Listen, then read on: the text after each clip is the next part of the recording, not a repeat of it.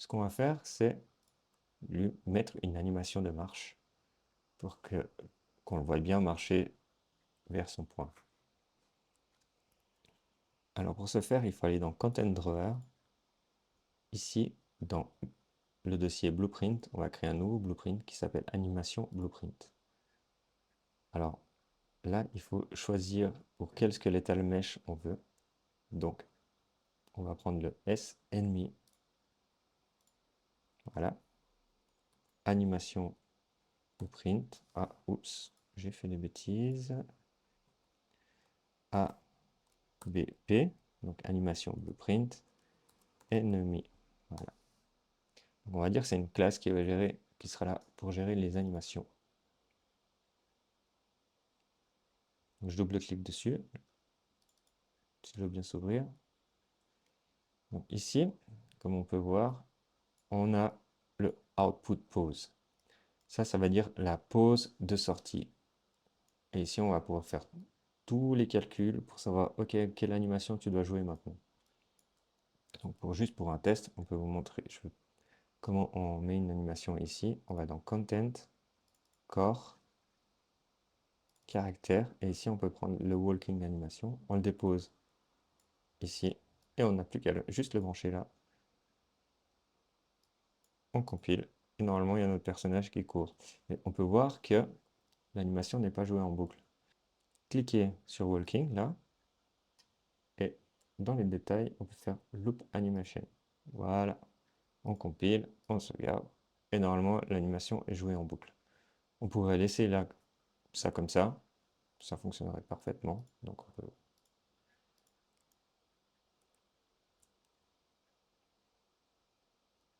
Oups, ça n'a pas marché comme je voulais. Donc là, on voit que l'animation n'est pas définie, c'est parce que je ne l'ai pas définie dans BP ennemi. Alors ce qu'on peut faire, c'est aller dans ennemi, donc stop, dans mesh. Lui, il a besoin de notre ABP, donc animation blueprint. Ok, on va choisir le ABP ennemi. On le voit, il est tout en haut. Là, tac. Compiler, sauvegarder. On fait un content drawer, save all pour s'assurer de tout sauvegarder. On va voir notre ennemi se déplacer. Donc, simulate.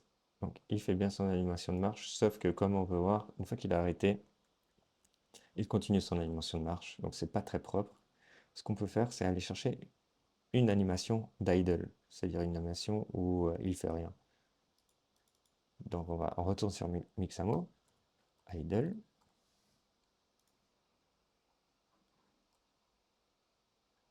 Donc je sais pas, on peut utiliser celle-ci.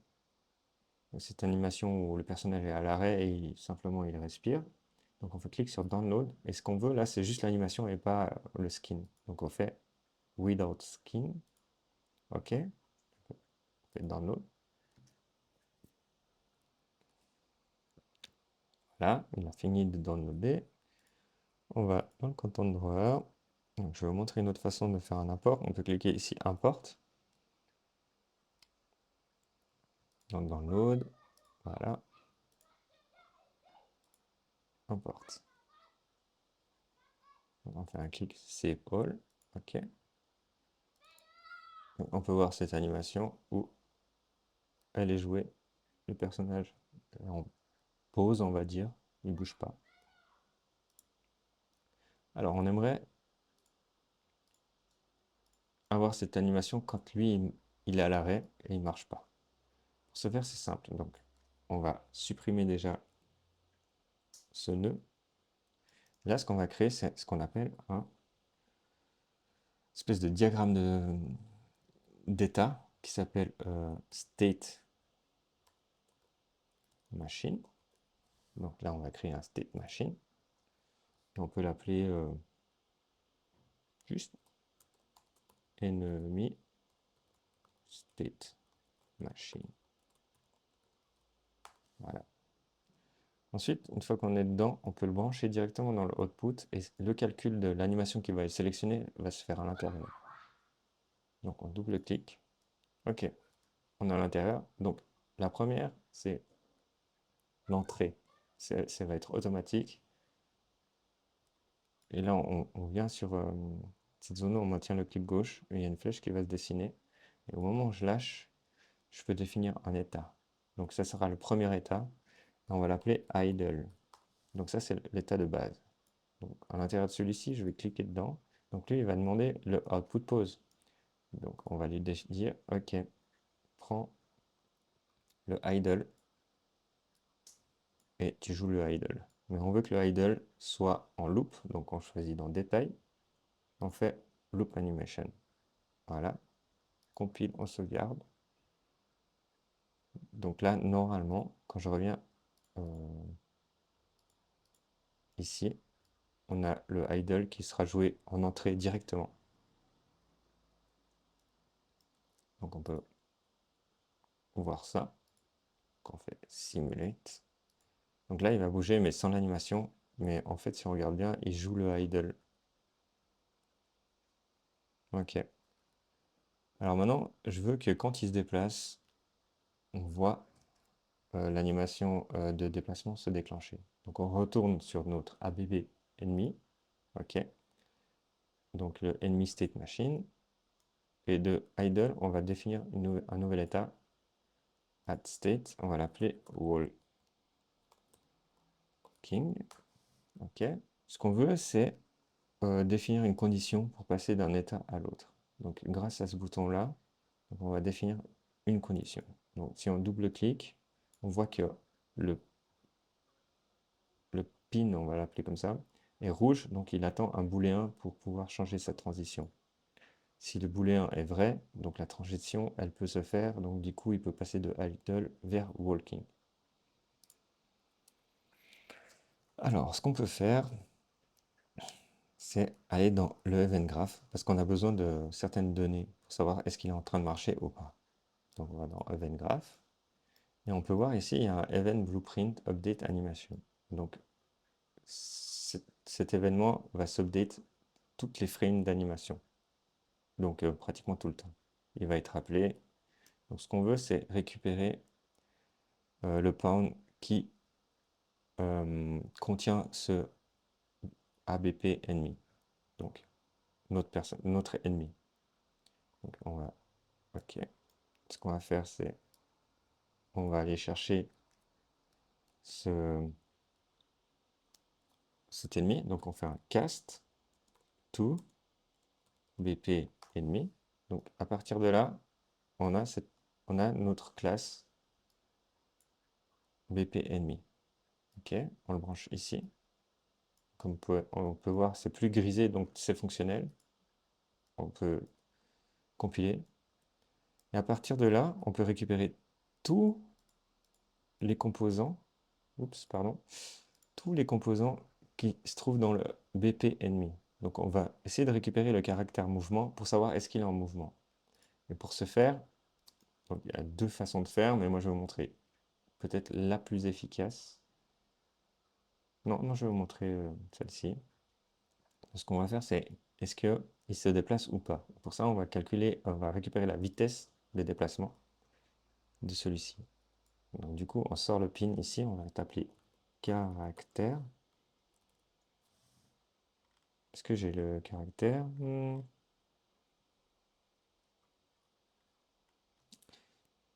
Peut-être pas caractère. Get velocity. Donc ici, on peut voir que dans le pound component caractère mouvement, et c'est bien le component qu'on veut récupérer, on veut le get last update velocity. Ok. Donc là, ce que je récupère, c'est la vélocité de ce personnage. Donc, est-ce qu'il est en train de se déplacer? Mais ça nous retourne ce qu'on appelle un vecteur 3, donc avec trois variables x, y et z. Et ce qu'on veut savoir, c'est savoir s'il se déplace. On ne veut pas savoir s'il se déplace en x, en y, en z. Ce qu'on peut faire, c'est transformer ce vecteur 3 en un seul nombre. Et pour ce faire, on va calculer sa longueur. vector length. Donc là, on calcule que sa longueur. On pourrait même utiliser un beaucoup plus précis. On va utiliser length xy, parce qu'on veut savoir s'il se déplace sur l'axe x ou y. On s'en fout s'il tombe ou il saute. Ok, une fois on retourne cette valeur, donc on a ce qu'on appelle un float, donc un nombre à virgule, c'est un seul nombre, c'est pas deux nombres. Ce qu'on va faire, c'est la stocker dans une variable. Donc là, on peut faire speed, on peut l'appeler speed, ok. Et là, on va définir son type, on veut un float, parce que c'est vert et c'est vert, ok. Donc float, nombre à virgule. Et on vient le glisser-déposer, et ici, on va le définir. Donc on va dire 7. Ok, on le branche là, et ça, on vient le brancher là. Donc à partir de ce moment-là, à chaque fois qu'il va se déplacer, la vélocité, elle va être envoyée ici, récupérée. On va calculer sa longueur et on va la stocker dans speed. Ce qui permet, c'est que maintenant, là, notre idle to walking, attendez, je vous remonte dans enemy state machine. Donc la condition pour passer en walking, c'est savoir est-ce que notre vitesse get est plus grande, donc avec le symbole plus grand que 0. Si c'est vrai, donc ça veut dire qu'il se déplace. On peut compiler, d'ailleurs, le warning a disparu. On revient à notre state machine, et dans walking, ce qu'on veut, c'est qu'on veut le output pose. On va chercher notre pose walking. Voilà, et on la branche ici. On compile, on sauvegarde. Et maintenant, le problème, c'est que une fois qu'il va passer dans cette direction, dans cet état, il ne reviendra pas dans idle s'il est arrêté. Et pour ce faire, c'est assez simple, c'est qu'on vient sur le rebord là, blanc du rectangle walking. Et là, on peut tirer une flèche dans l'autre sens et définir une autre condition pour qu'il revienne dans l'autre sens. Donc là, on va chercher notre speed. Et là, ce qu'on veut, c'est pas savoir s'il est plus grand, on veut savoir s'il est plus petit ou égal à 0. Et là, on sait que notre personnage est arrêté, donc du coup, il revient vers l'état de transition idle et il joue cette animation. Juste encore une chose, dans walking, j'ai pas défini quel était le walking animation, il faut que je dise qu'elle est en loop. Ok. On compile, on sauvegarde et on peut voir le tout fonctionner. Donc on peut voir déjà même sans appuyer sur play, il est en idle. Ok.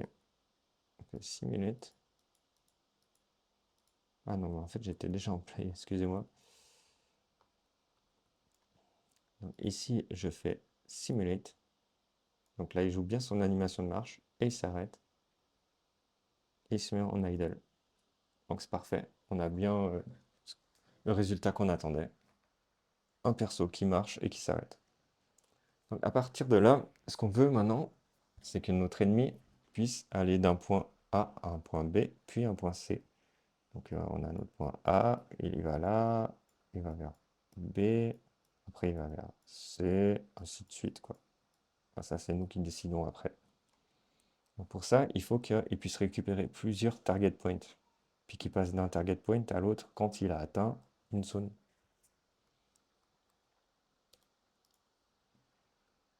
Donc, ici, on prend seulement l'élément 0. Mais c'est pas ce qu'on veut. Ce qu'on veut prendre, en fait, on veut prendre l'élément 0 au début, puis quand il a atteint le prochain point, on prend le point 1, le point 2, et le point 3, ainsi de suite. Pour ce faire, il faut créer une nouvelle variable qui va contenir l'index auquel on est déjà. Donc on va faire target index, ok. Et là, on va utiliser un autre type qui s'appelle les integers. Donc integer contient un nombre entier. Et pour ce faire, on veut juste un nombre. Donc on va le garder en single. Voilà, on se garde. Tac, on compile. On voit que le target index, par défaut, il est à 0. C'est parfait. Donc ce qu'on fait, c'est qu'on fait un get. On récupère celui-ci, on le met là. Donc là, au début, il va prendre le point 0. Mais une fois qu'il a terminé, on success, donc ça va être déclenché quand le acceptance radius est de... C'est-à-dire que notre pound est dans une zone de 5 de rayon autour du point auquel il est arrivé. Donc peut-être je vais faire un petit dessin. Donc on a le point ici. Donc il y a un rayon de 5. Quand notre ennemi atteint cette zone, l'acceptance radius est déclenché et du coup le on success est déclenché. Ok. Alors pour ce faire, une fois que le on success est déclenché, ce qu'on veut c'est augmenter l'index pour passer à 1, puis 2, puis 3, puis relancer iMoveTo pour aller au point suivant. Donc c'est assez simple, on prend notre target index, on fait un get, et grâce à un nœud spécial qui s'appelle, on suffit d'appuyer sur plus, increment int. Donc là, dès qu'il est success, le target index va être incrémenté de 1. Mais ce qu'on veut, c'est... comment expliquer?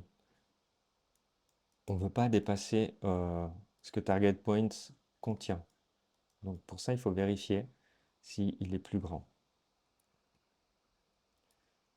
Donc ce qu'il nous faut, c'est une condition, donc un branch. Donc un branch, c'est en programmation, c'est un if, ou plutôt le mot si en français. Donc il suffit de maintenir la touche B en français du clavier, venir sur le pin et cliquer. Et ça fait apparaître un branch. Ou sinon, il y a une autre façon de le sortir. On fait comme d'habitude, tac, on tape branch et on a le branch. Donc si c'est vrai, si le target index n'est pas plus grand, donc on fait un true, sinon false. Ok. Donc on reprend notre target index, get. À partir de là, on vérifie est-ce qu'il est plus petit que ce ne sera pas 0, mais target points, le nombre d'éléments qui sont contenus là-dedans. Donc on sort le target points et on fait length pour savoir sa longueur. Alors, contrairement aux index qui commencent à l'index 0, 1, 2 et 3, donc le length nous donne le nombre d'éléments. Donc ça commence à 1, 2 ou 3. C'est pour ça qu'on va utiliser le strictement plus petit. Et là, on va brancher ça dans conditions. Si c'est vrai, bah, on repart on refait un move to. Du coup, ça prendra l'index suivant. Alors, ce qu'on va faire, c'est pour améliorer un peu les blueprints, parce qu'on voit bien le trait qui part, mais on ne comprend pas trop. Il suffit de double-cliquer sur le trait. Ça va créer un nouveau nœud. On peut en ajouter un deuxième ici. Ah, voilà, déjà. Tac. Donc là, ça va s'exécuter comme ça. Ça va ajouter 1. Ça va vérifier si la longueur n'est pas dépassée. Si ce n'est pas le cas, on prend le point suivant et on recommence. On sauvegarde. Tac. Ensuite, ce qu'on peut faire, c'est choisir l'ennemi qu'il y a sur la carte. On clique ici dans le outliner. Tac. Et ici, ce qu'on veut, ça se trouvait déjà dans les target points, dans default. On a un seul élément, on va ajouter un autre, puis on va en ajouter deux de plus. Donc pour ça, on va aller choisir target points là. On va zoomer dessus. On va appuyer sur W et on va maintenir le bouton Alt pour le dupliquer. Et quand je lâche, j'en ai un deuxième. Target point 2 et on va créer un troisième. Ok. On revient sur notre BP ennemi, là, et on choisit target point 2 et target point 3. Donc là, ce qui va se passer, c'est qu'il va suivre nos 3 points. Donc si tout marche bien, normalement, je vais mettre en mode Simulate. On devrait voir le personnage se déplacer d'un point à l'autre. Donc il va au premier point, deuxième point, troisième point, et il a fini son petit chemin. Parfait.